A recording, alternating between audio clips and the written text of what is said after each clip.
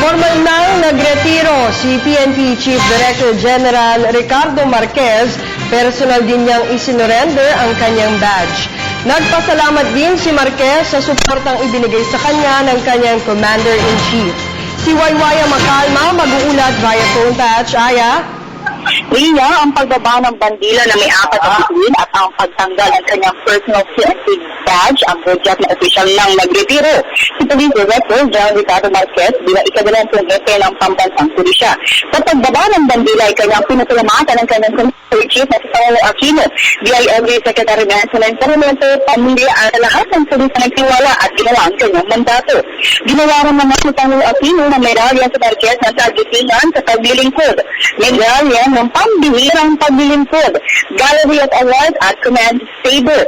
Sinabi naman ni Marquez sa kanyang speech na hindi niya inakala ng isang anak ng isang magsasaka na yung Marigondon Cavite, isang produkto ng public school at ang magiging tatay ng buong pambansang pulisya. Ito na ang pinakamabigat na hamon kanyang tinanggap bilang isang pulis na kahit hindi niya inakala makakamagmulat nung sumasailalim pa lamang siya sa training sa Borneo Field sa Philippine Military Academy. Sa pagsumitan ng Marquez ang kanyang duty kay Pangulong Aquino ay kanyang ipinagmamalaki na kanyang makamit ang kanyang layunin bilang PNP Chief dahil na din sa kanyang ng PNP sa kanya.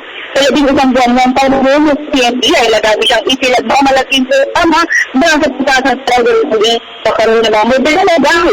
Kasi sa ayaw sa mga sistema sa hayang ng PNP, pagpapatugtad ng pagpapatrolya ng bawat pulis sa tali at iba pa.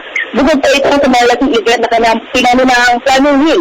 Ito yung pag-isagawa ng sila at pagdating ito plan sa APEC at national election. Wala amang katotohanan na ngayon lamang nila pinaitingan sa kampanya laban sa illegal na droga dahil bago pa niya ay nagtayo ng isang unit ang PNP anti-illegal IDG. Ilang bansa na rin ay sinamas po ang illegal na droga sa bansa.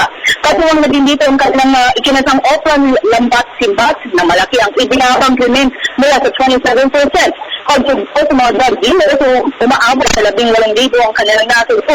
Sa buong pamumuno naman ni Marquez sa PNP ay kanyang binisita ang ilan sa mga malalayong police station sa bansa mula Batanes hanggang Tawi-Tawi na ito naman ay kanyang ikinagalak ng bawat police dahil ngayon lamang sila nakakita ng personal na may isang PNP chief ang dumalo sa kanyang upang alamin sa mga pangangailangan. Sa kabila ng pag-alis niya sa serbisyo, umaasa siya na ipagpapatuloy ang one good deed ng bawat pulis kada araw nang sa gayon ay manumbalik na ang tiwala ng sambayanan sa kanila.